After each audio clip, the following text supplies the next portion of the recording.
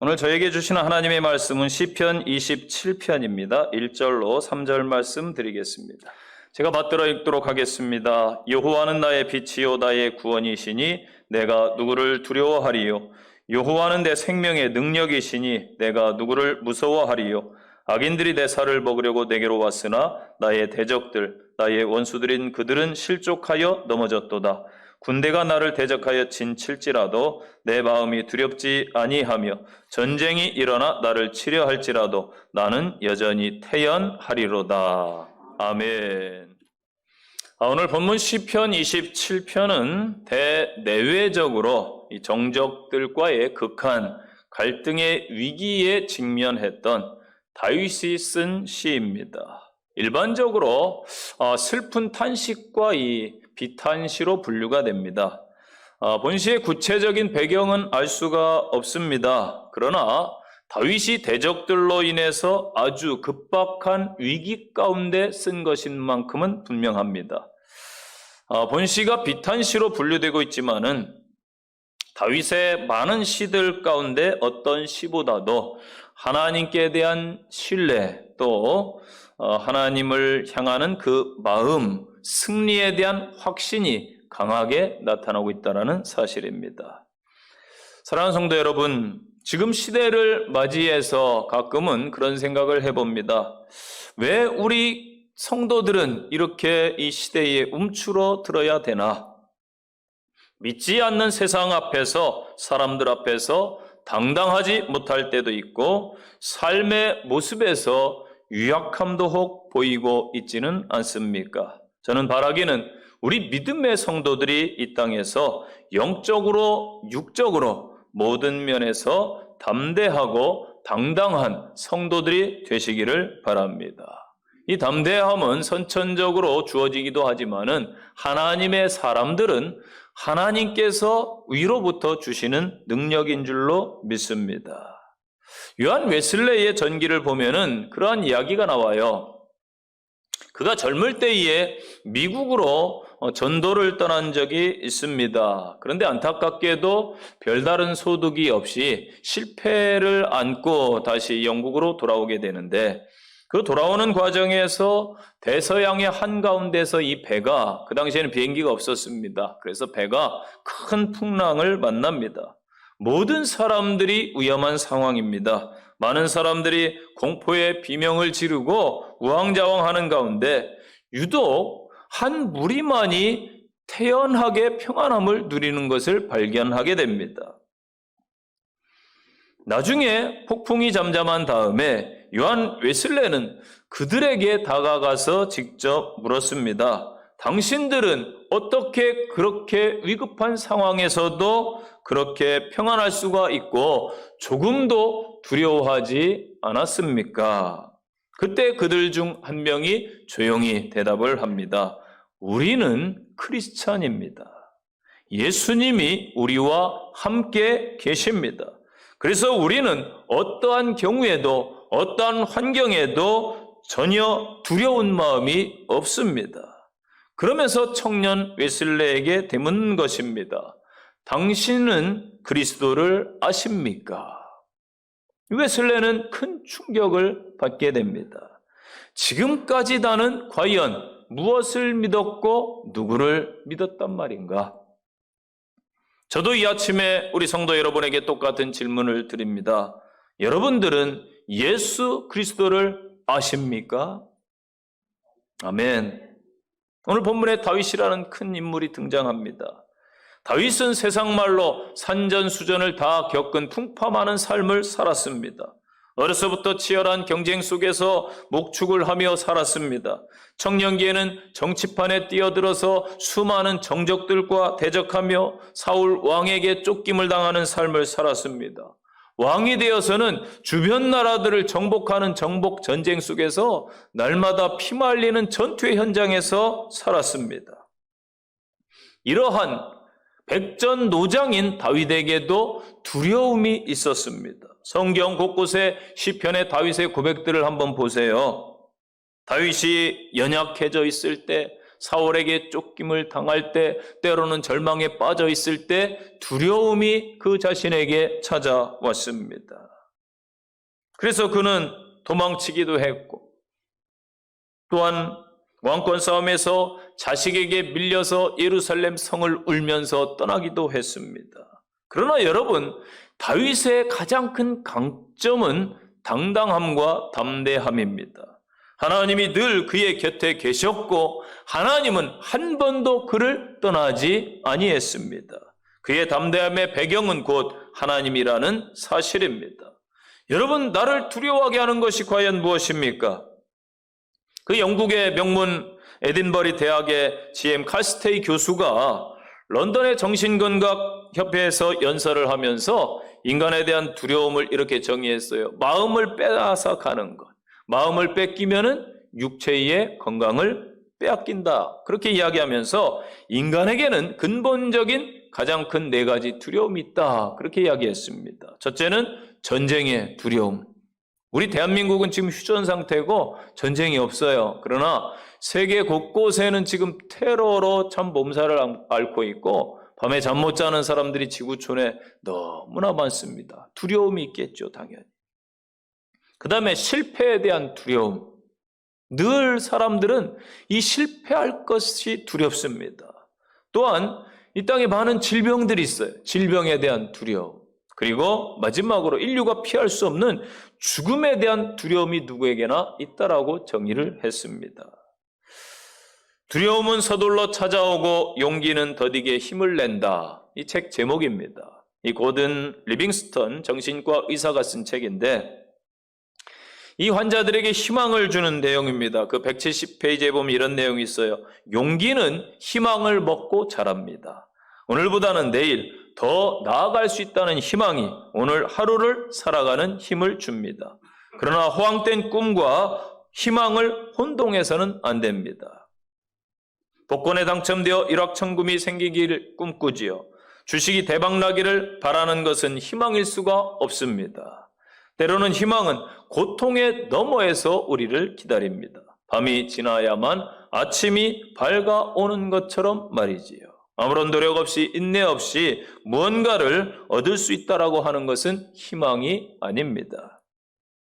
그리고 앨리슨이라는 한 아이, 이 죽음을 앞둔 아이를 통해서 우리에게 희망을 줍니다. 이 앨리스라는 아이가 엄마 아빠에게 편지를 써서 그렇게 이야기해요. 나의 죽음은 속상하지만 그래도 지금까지 나는 최고로 행복하게 살았습니다. 엄마 아빠를 사랑합니다. 부모님이 나에게 준 자신감, 소중한 기억 이런 것들이 부모님이 자신을 사랑해주고 행복하게 잘 키워줘서 고맙다는 그 편지를 쓰게 되지요. 이러한 편지는 희망을 주는 것이지요. 오늘날 여러분 무엇이 두렵습니까? 아마도 사업하는 분들, 소상공인들 오늘날 참 경제가 두렵겠지요. 물질이 돈이 없어서 두려움을 주기도 할 것입니다. 또 우리 젊은 대학생들, 청년들은 미래, 직장이나 여러 가지 미래가 아마 두려움으로 다가올 것입니다. 질병에 걸린 사람이 너무나 많은 세상에 살아가고 있죠. 육신이 연약한 사람들은 아마 이 병마와 싸우는 질병이 두려울 수도 있습니다. 사람과의 관계로 상처를 많이 받는 시대 아닙니까? 그러면은 상처받은 사람들은 사람을 만나는 것이 또 두렵기도 하겠지요. 우리 어르신들, 연세 드신 분들은 나이 먹음, 늙어가는 것이 두렵다고 또 고백을 하시더라고요. 저마다 사람들은 내적, 외적인 두려움을 다 가지고 있습니다. 인류 역사상 아마 가장 큰 두려움은 누구에게나 죽음일 것입니다. 죽음을 두려워하지 않은 사람은 없어요. 유럽을 통치했던 로마의 왕들도, 중국을 통일했던 진시 황제도 죽음을 두려워했습니다. 그러나 여러분, 더 두려운 것이 있어요. 바로 하나님 앞에 설 때를 두려워하시기 바랍니다. 우리는 믿음의 성도들은 하나님과의 관계가 회복되지 못하면 두려워해야 돼요. 하나님과의 관계가, 예배의 자리가 무너진 것을 이 시대 우리 성도들은 두려워해야 됩니다. 오늘 본문을 통해서 다윗의 담대함의 비결을 한번 시편 27편을 통해 한번 배우시고 우리 성도들이 승리의 삶이 되게 하시기를 바랍니다. 첫 번째 교훈은 다윗은 하나님의 역사를 체험했습니다. 그렇기 때문에 전혀 두렵지 않은 거예요. 하나님을 여러분 진짜로 만나는 믿음의 성도들 되시기 바랍니다. 그리고 처음 예수 믿을 때 그 뜨거운 그 신앙 그때뿐만 아니라 지속적으로 하나님과 경험하는 복된 삶이 되시기를 간절히 바랍니다. 1절 말씀을 보세요. 여호와는 나의 빛이요 나의 구원이시니 내가 누구를 두려워합니까? 여호와는 내 생명의 능력입니다. 내가 누구를 무서워하겠습니까? 다윗이 경험한 하나님은 여러분 어떤 하나님입니까? 아무도 없는 자신, 목동인 자신을 정말로 시골에서 아무도 알아주지 않는 목동을 일국의 왕으로 기름 부으신 하나님. 없는 가운데, 약한 가운데 사용해 주셨던 그 하나님을 경험합니다. 골리앗 같은 그 장수 앞에 담대히 믿음으로 설 수 있도록 담대함을 주신 하나님. 전쟁은 무기와 군인의 숫자와 무관함을 가르쳐 주신 하나님을 만났기 때문입니다. 골리앗 같은 그 거인 이길 수 있었죠. 사울의 그 집요한 추격 속에서도 보호하시고 지켜주셨던 그 하나님. 적국인 아기스에 망명했을 때도 피할 길을 예배해 주셨던 그 하나님. 하나님을 경험하는 삶의 저자 헨리 블랙가비 목사는 우리에게 이렇게 도전합니다. 날마다 하나님을 경험하는 삶을 살아가고 계십니까? 오늘 본문 보세요. 여호와는 나의 빛이십니다. 여러분, 어두운 세상에 소망은 오직 하나님뿐이심을 고백하시기를 바랍니다. 다윗은 하나님을 빛으로 비유하고 있어요. 이와 비슷한 사무엘하 22장 29절 보면은 하나님이 어둠을, 흑암을 밝혀주는 등불로 묘사되고 있습니다. 여기서 흑암이 대적들의 위협, 그로 인한 수치를 상징한다라면은 빛과 등불은 모든 것을 제압하고 물리쳐 주시는 하나님의 구원을 상징합니다. 이 말이 뭐예요? 하나님만이 나의 소망이 된다는 말씀입니다. 지금 다윗의 삶은 무슨 이유인지 알 수 없지만은 공포와 두려움으로 가득 차 있습니다. 불안과 공포에 짙은 어둠 속에 살아가고 있습니다. 한없는 절망 그 먹구름 아래 놓여 있지요. 사람이 너무나 오랫동안요 공포와 두려움으로 떨면은 좌절이 찾아오고 절망이 찾아오고 낙심이 찾아오는 거예요. 빛을 잃으면은 사람들은 절망하게 되어 있습니다. 두려움에 떱니다. 여러분, 빛은 정말 중요한 거예요. 식물, 동물에게도 빛이 중요하고 사람에게도 빛이 중요합니다. 연간 일조량이 적은 나라와 도시들의 사람들은요, 정신병원이 잘 된대요. 왜냐하면 우울증 환자들이 너무나 많기 때문에. 그리고 사람들이 폭력적이 되어가지고 성질을 잘 낸다라는 거예요. 그래서 가정의 이혼 사유도 많고 폭력 사건도 많고 이 빛과 다 연관된 거예요. 별것 아닌 것 같은데 정말 사람에게도 중요한 것입니다. 그럼 영적으로도 여러분 정말 중요해요. 예수님을 성경은 뭐라고 표현하고 있어요? 빛으로 이 땅에 오신 예수 그리스도. 믿습니까? 요한복음 1장 4절 보세요. 그 안에 생명이 있으니 이 생명이 사람들에게 빛이라. 9절 보면 참빛이라고 그랬어요. 진짜 빛, 곧 세상에 와서 각 사람에게 비추는 빛이 있었으니 요한이 예수님을 이렇게 소개하는 거예요. 참빛으로. 생명의 빛으로. 저와 여러분들도 하나님 앞에 온전히 빛으로 나가는 어둠을 뚫고 이기는 성도가 되시기를 바랍니다. 그 다음에 나의 구원이시다. 하나님이 나를 택하시고 구원하셨다. 이걸 경험해야 됩니다. 여기서 구원은 구체적으로 대적자들에게 승리를 의미합니다. 내가 누구를 두려워하리요? 다윗은 이 질문으로 이 세상에 어느 누구도 자신을 두려워하게 할 수 없다 확신하고 있습니다. 그를 위협하던 대적들의 힘이 약해져서가 아니에요. 그 대적들의 수는 많고 힘이 강하다 3절에 표현해 놓고 있잖아요. 그러나 다윗은 하나님을 신뢰하는 믿음 안에서 이러한 확신을 갖는 거예요. 여러분, 하나님께서 나를 구원해 주셨어요? 구원받은 경험, 응답받은 경험들이 쌓이면은 여전히 하나님을 신뢰할 수가 있어요. 이게 경험치가 중요합니다. 아이들이 부모를 왜 따르고 신뢰하는 줄 아세요? 심지어 동물들도 개가 왜 주인을 따르는 줄 아세요? 주인이 뭘 줘요? 밥을 줘요. 씻겨줘요. 늘 우리 주인님은 나를 사랑해 주는구나. 나에게 먹을 걸 주는구나. 신뢰가 자꾸 쌓이는 거예요. 경험치로. 아이들도 마찬가지예요. 부모 처음 볼 때는 어떻게 신뢰할 수 있어요? 자꾸 보면서 사랑해주고 안아주고 예뻐해주고 먹여주고 재워주고 키워주니까 경험치가 쌓이는 거예요. 성도도 마찬가지예요. 하나님이 나를 급박한 상황, 위기 가운데 여러 환경 가운데 사람의 관계 아픔 속에 있을 때에 나를 위로해 주시고 격려해 주시고 힘을 주시는 것을 경험하면 또 하나님을 붙들고 의지하는 거예요. 그러면 하나님은 또 구원해 주시고 회복을 주실 줄로 믿습니다.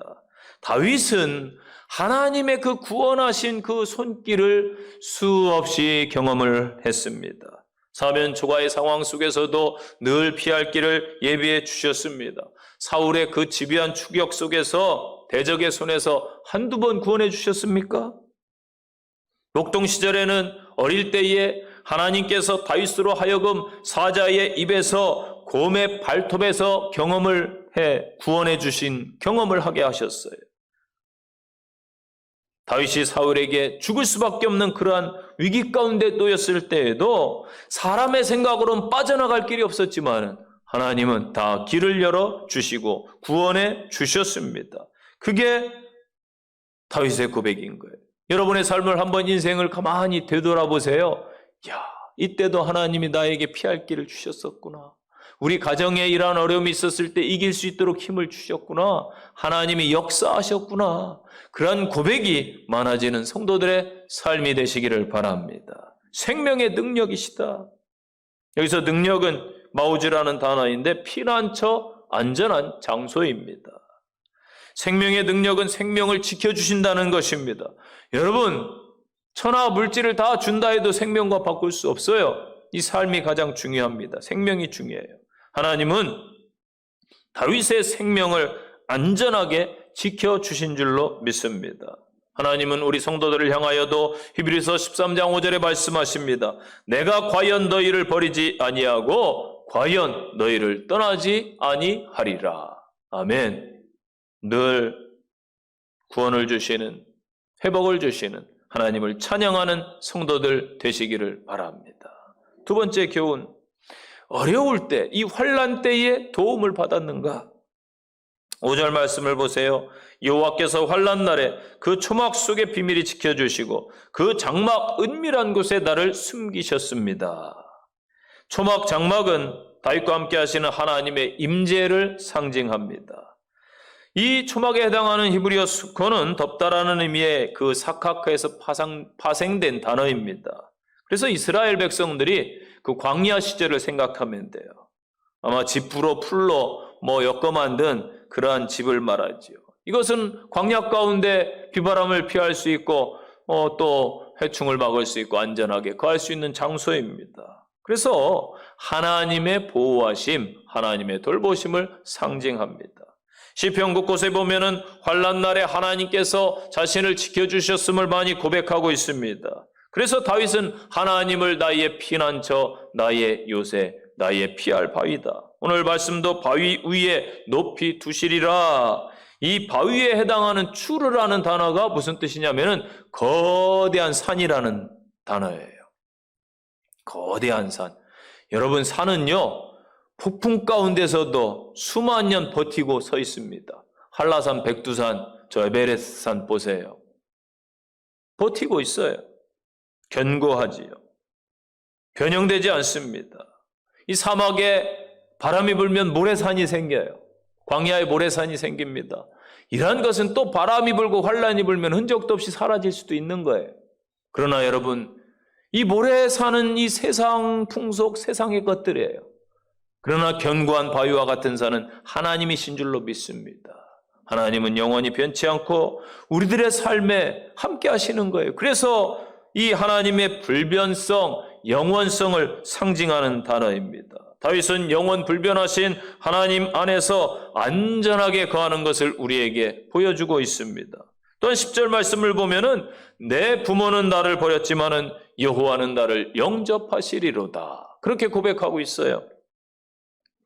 이와 비슷한 말씀이 이사야 49장에 나옵니다. 젖 먹는 여인이 자기 아이를 잊을지라도 나는 너를 잊지 않겠다. 이게 하나님이 이스라엘 백성에게 주신 말씀, 우리에게 주시는 말씀입니다. 제가 아주 오래전에 읽은 책인데 그 은수연 씨가 쓴 책이 있어요. 이 저자의 이름도 아마 가명인 것 같아요. 그래서 그 책 이름이 눈물도 빛을 만나면 반짝인다. 네, 눈물도 빛을 만나면 반짝인다. 제목부터 뭔가 조금 아픈 책 같지요? 제가 많은 책을 읽었지만은 이 책을 읽기가 참 어려웠어요. 좀 힘들더라고요. 그래서 몇 번 덮었다가 또 몇 번 다시 읽고 오랜 시간이 걸려서 읽은 책인데 그 친아버지에게 초등학교 4학년 말에 친아버지에게 성폭행을 당하게 됩니다. 그래서 10년간 그렇게 성폭행을 당하는 이 가슴 아픈 이야기의 책이에요. 막 책을 읽으면서 화가 너무 나는 거예요. 정말 천인 공로할 짓을 저지르는 부모들도 있더라고요. 아이들을 학대해서 죽이는 정인이 사건이나 오늘날 우리 주변에 안타까운 일들이 얼마나 많습니까? 아마 그 옛날 다윗 시대, 이사야 시대에도 부모답지 않은 부모들이 있었나 봐요. 시대는 늘 그래요, 세상은. 그러나 우리 하나님은 늘 보호자 되시고 늘 품어주시고 늘 한결같으십니다. 다윗이 어려울 때에 누구의 도움을 받았는가? 곧 하나님의 도움을 받았습니다. 왜 하나님께서 다윗이 어려울 때 도와주셨고 능력이 되어 주셨는가?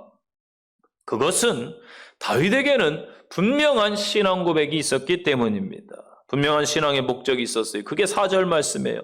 내가 여호와께 청했던 한 가지 일 곧 그것을 내가 구하리니 곧 나로 내 생전에 여호와의 집에 거하며 여호와의 아름다움을 앙망하며 그 전에서 사모하는 것이라. 아멘. 이 고백이 다윗에게 있었어요. 어렵지만은 다윗은 하나님의 성전을 자신의 영혼의 고향품으로 생각했습니다. 그리고 그곳에서 여호와의 아름다움을 바라보고 사모하는 것이 인생의 최대의 기쁨이요 본분이라고 생각했어요. 그래서 그는 사울에게 쫓겨다니는 아슬아슬한 위기 가운데서도 그의 한 가지 소원은 평생 하나님의 집에 거하는 것이다. 그곳에서 하나님만 바라보고 섬기며 하나님을 경외하겠다고 고백하고 있습니다. 다윗이 이스라엘 역대 왕 가운데 가장 큰 성군으로 추앙받는 이유가 무엇입니까? 그에게는 위대한 이러한 고백이 있었기 때문이에요. 위대한 목적이 있었기 때문입니다. 여러분, 초대교회 1세기, 2세기 성도들이 핍박 가운데 죽어갈 때에 이 로마 군병들이 시체를 수습했다고 그래요. 그런데 사자밥이 되기도 하고 히브리서나 말씀 보세요. 막 톱에 찢겨서 짐승에 찢겨서 사지가 절단되기도 하고 그 고통 속에 죽어갔던 그 성도들의 모습을 한번 상상해 보세요. 근데 로마 군병들이 가서 보니까 얼굴이 환한 거예요. 환한 거예요. 저도 목회하면서 참 많은 죽음을 목도합니다. 그리고 인생이 왜 그런 인생인지 저는 지금도 모르겠어요. 제 주변에서 죽음을 참 많이 목격했어요. 초등학교 5학년 때부터 시작해가지고 저하고 친한 분이 교통사고로 죽는 거 제가 수습하고 또 주변에서 이 죽어나가는 사람 수습하고 왜 그런지 모르겠는데 그러한 일들을 보통 사람보다 정말 많이 겪었어요. 많이 겪어가지고 죽음이 도대체 뭘까 고민을 참 많이 했습니다. 그리고 목회하면서도 목회 연륜에 비해서 참 많은 장례식을 치렀고 신기하게도 그런 일이 참 많았습니다. 그런데 제가 이렇게 죽은 사람을 이렇게 보면은 정말 예수 믿고 예수님 안에서 천국으로 옮겨간 사람들은 빛이 납니다. 얼굴이 환해요. 신기하더라고요. 전혀 흉측하지가 않아요. 아름답다고 빛이 난다고 표현해야 되나요? 여러분 그러더라고요. 어떤 분이 연예인을 봤더니 눈을 못 떼겠더라고. 자기도 모르게 눈이 돌아간다고 그러더라고요. 왜냐하면 빛이 나니까. 그런데 천국 입성할 때에 천군 천사가 맞이해 줄 때 얼마나 기쁨으로 가면은 빛이 나겠어요. 여러분 초대교회 성도들이 그랬어요.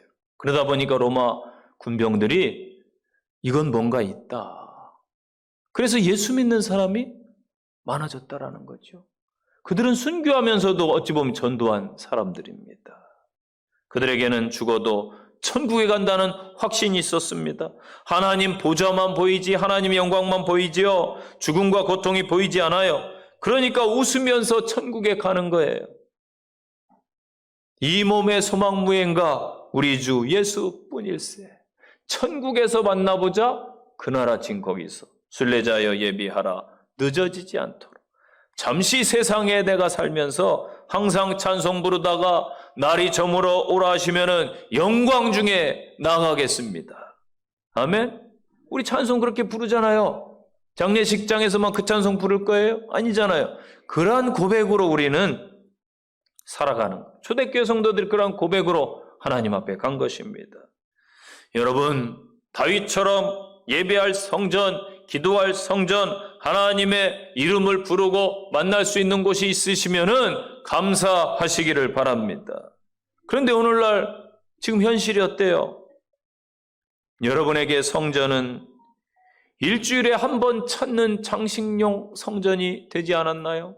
지금 코로나 시대에 한국교회 대부분의 성도들 썬데이 크리스천 일주일에 한 번 교회 오기도 어려운 이 시국 부탁드리건대 성전을 가까이 하시고 성전을 자주 찾는 성도들이 되시기를 바랍니다. 그러면 여러분에게 담대함이 생기고 복이 될 줄로 믿습니다. 세 번째 교훈, 다윗은 믿음의 하나님만 바라보게 됩니다. 여러분 바라보는 대상에 따라서 낙심이 되기도 하고 힘이 생기기도 하는 거예요. 그래서 여러분 이 세상이나 사람을 바라보면은 실망할 수밖에 없어요. 그러나 우리 주님과 성령님과 하나님을 바라보시면은 담대함으로 승리할 줄로 믿습니다. 13절 말씀을 보면 내가 산자의 땅에 있으며 하나님의 은혜 볼 것을 믿었도다. 아멘. 하나님의 은혜를 볼 것을 믿었어요. 눈을 내려 땅을 보면은 한숨과 세상이 보일 거예요. 그러나 눈을 들어 주를 보면은 소망과 하나님이 보입니다. 이러한 자를 하나님이 도와주시는 거예요. 여러분 믿음이 어디서 생깁니까? 여러분 잘 아시는 D.L. 무디 목사님이 이 성령의 은혜를 체험했어요. 내가 하나님의 사명을 감당하며 세계 선교를 위해 일해야 되겠다. 그래가지고 열심히 그 당시에 부흥사경회를 쫓아다녔습니다. 그런데 별로 나아지는 게 없어요. 어느 날 설교를 듣는데 부흥강사 목사님이 그런 말씀을 하시는 거예요. 성도 여러분, 인생의 해답은 모두 다 이 성경책에 있습니다. 하나님의 말씀 속에 우리의 인생이 있습니다. 그때부터 무디 목사님이 성경을 읽기 시작합니다. 열심히 읽었어요. 그래서 말씀을 읽고 성경 말씀이 자기 것이 되니까 담대함이 생기는 거예요. 힘이 생기는 거예요. 그리고 선교에 대한 열정들이 일어나는, 전도에 대한 열정들. 그걸 자기가 경험했다라는 거예요. 여러분, 지식이 없는 열심은 헛것이지요. 그래서 말씀을 통해 하나님을 만나야 진정한 담대함을 갖게 되는 것입니다. 믿음이 어떻게 자랍니까? 하나님의 말씀을 들을 때 자라는 것이죠. 여러분에게 질문합니다. 여러분은 믿음이 무엇이라고 생각하십니까? 저는 믿음은 맡기는 것이라고 생각합니다. 내가 문제가 있어요. 내가 아픔이 있어요. 나에게 시련과 환난이 있어요. 상황이 아주 안 좋아요. 그러할지라도 이 모든 것을 맡기는 것입니다. 여러분 맡기면은 홀가분해질 것입니다. 그 다음부터 이제 담대함이 생기는 거예요. 그래서 믿음이 없이는 하나님을 기쁘시게 할 수가 없는 것입니다. 믿음의 하나님을 바라본다는 것은 열심히 하나님을 구하고 찾는 거예요. 8절 말씀 보세요. 너희는 내 얼굴을 찾으라. 내가 주의 얼굴을 찾으리이다. 아멘. 하나님을 찾아야 돼요. 하나님께서는 에레미야 29장 13절부터 에레미야에게 말씀하셨어요. 마음을 다하여 나를 찾으면은 내가 너희에게 발견되리라. 아멘. 우리의 신앙은 내 소원을 찾고 내 목적을 이루는 것이 아니고 하나님의 뜻과 하나님의 얼굴을 구하는 거예요. 하나님을 찾으면은 하나님이 은혜를 베풀어 주시고 모든 환난 가운데서 승리케 해 주실 줄로 믿으시기 바랍니다. 그래서 14절에 너는 여호와를 기다릴지어다. 강하고 담대하여 여호와를 기다릴지어다. 아멘. 여호와를 기다릴지어다. 이 기다릴지어다의 단어가 카와라는 단어예요. 간절함으로 기대하고 고대한다. 그런 뜻입니다. 소망 중에 기다린다. 그런 뜻입니다. 옛날 성경에 보면 여호와를 바랄지어다. 바라본다 해석했지요. 기다림이나 바라봄이나 같은 맥락입니다. 지금까지 우리는 예수님의 그 재림을 기다리고 있습니다. 여러분 세상 끝날 보세요. 성도는 믿는 그 믿음이 있기 때문에 무슨 일을 만나든지 어떠한 상황에서든지 담대할 것입니다. 하나님을 기다리고 바라는 그러한 성도와 하나님은 늘 함께해 주시는 줄로 믿습니다. 여러분 곁에 늘 하나님이 함께 계세요. 주님이 함께 계세요. 여러분 곁에 계신 주님과 한번 인사해 보실래요? 아유, 주님 오늘도 제 곁에 계십니다. 안녕하세요. 한번 인사해 보세요. 옆 사람하고 말고 주님하고 인사하세요. 예, 저도 주님, 제 곁에 계시네요. 늘 주님이 곁에 계신 그 주님을 바라봐야 될 줄로 믿습니다.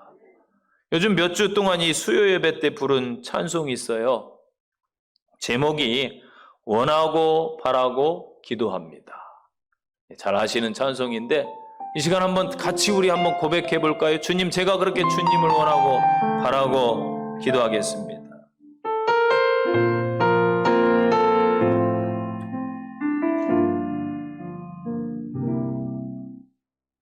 이 세상을 살아가는 동안에 나의 힘을 의지할 수 없으니 기도하고 낙심하지 말 것은 주께서 참 소망이 되심이라. 주의 길을 걸어가는 동안에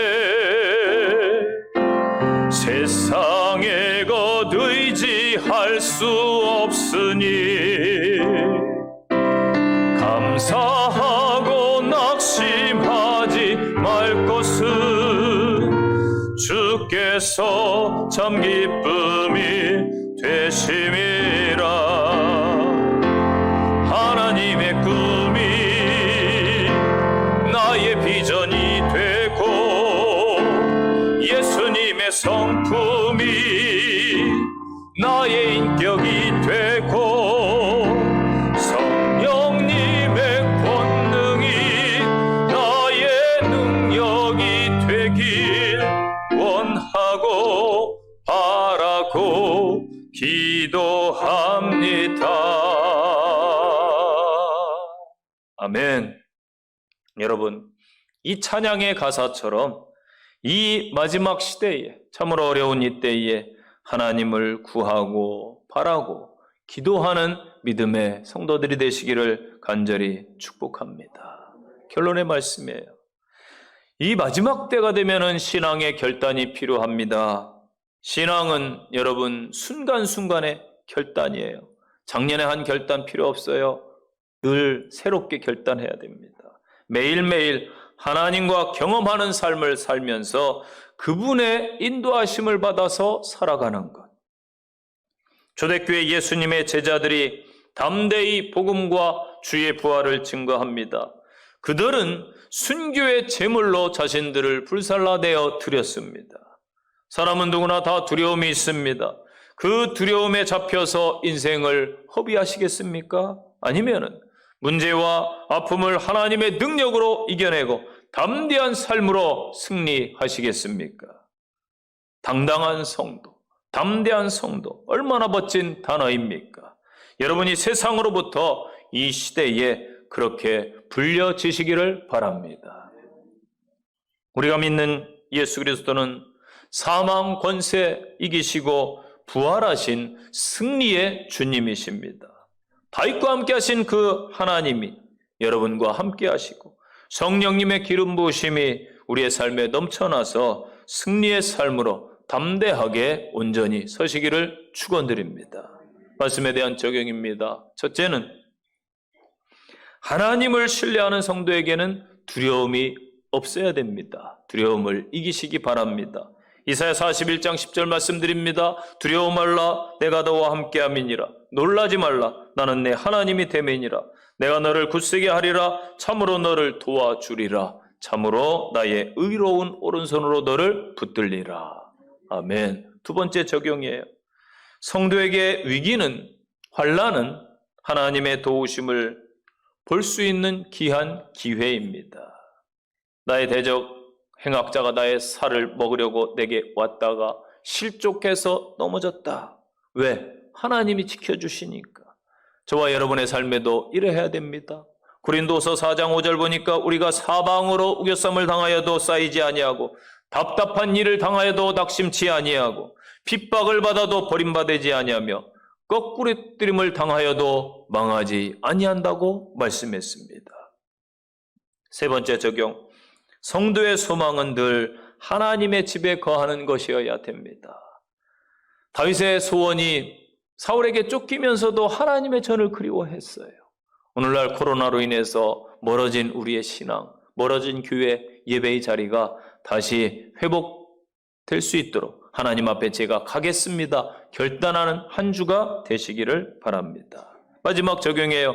신앙의 동료가 생길 때 오직 하나님만 붙드시기 바랍니다. 늘 하나님은 우리와 함께 하신다는, 내 곁에 계신다라는 것을 확신하시고 주님과 동행하는 복된 한 주가 되시기를 주의 이름으로 축원드립니다. 기도하겠습니다. 하나님 아버지, 두렵습니다. 미래가 어떻게 될지 알 수 없습니다. 그러나 우리에게는 하나님이 함께 하십니다. 다윗과 함께 하셨던 하나님께서 주의 자녀들과 한 주간 동행해 주시옵소서. 예수님 이름으로 기도합니다. 아멘.